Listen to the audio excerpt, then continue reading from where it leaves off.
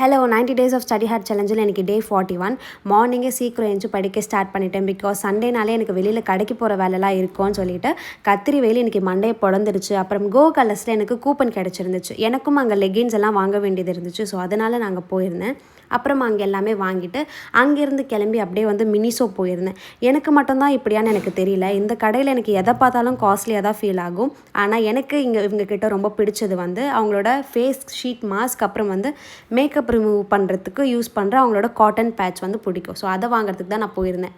அப்புறம் மத்தியானம் லஞ்சுக்கு பிரியாணி வாங்கிட்டு பக்கத்து கடையில் எனக்கு பிடிச்ச ஸ்நாக்ஸ் எல்லாமே இருந்துச்சு. அவங்களோட ஹனி கேக், அப்புறம் வந்து நட் பிஸ்கெட், அப்புறம் சாக்கி அது எல்லாமே இருந்துச்சு. அது எல்லாத்தையும் வாங்கிட்டு நான் அப்படியே கிளம்பி வீட்டுக்கு வந்துட்டேன். இந்த வெயிலுக்கு எனக்கு சூடாக எதை பார்த்தாலும் செம்ம இரிட்டேட்டிங்காக இருக்கும். ஆனால் வந்து பிரியாணியை மட்டும் எவ்வளோ வெயில் அடித்தாலும் நல்லா கொதிக்க சூடாக சாப்பிட தான் பிடிக்கும். எல்லாத்தையும் முடிச்சுட்டு குட்டி பவர் நாப் போட்டுட்டு திரும்ப படிக்க ஸ்டார்ட் பண்ணியாச்சு. அப்புறம் படிச்சுட்டே இருக்கிறப்போ திடீர்னு அப்படியே இருட்டிட்டு வந்துச்சு. என்னென்னு வெளியே போய் பார்த்தா ப்ளீஸிங்கான கிளைமேட். மார்னிங் கத்திரி வெயில் அப்படி அடிச்சுது. அப்புறம் ஈவினிங் பார்த்தா நல்லா சில்லுன்னு அப்படியே கிளைமேட் வந்து மாறிடுச்சு. நிஜமாகவே சென்னை இஸ் அன்பிரடிக்டபிள் தான் இல்லை. ஓகே, இப்போ வந்து உங்களுக்கு பேப்பர் 1 ஹையர் எஜுகேஷன் டாப்பிக்லேருந்து இம்பார்ட்டன்ட் நோட்ஸ் வந்து கொடுத்துருக்கேன். ஸ்க்ரீன்ஷாட் எடுத்துகிட்டு மறக்காமல் படிக்க ஸ்டார்ட் பண்ணிவிடுங்க.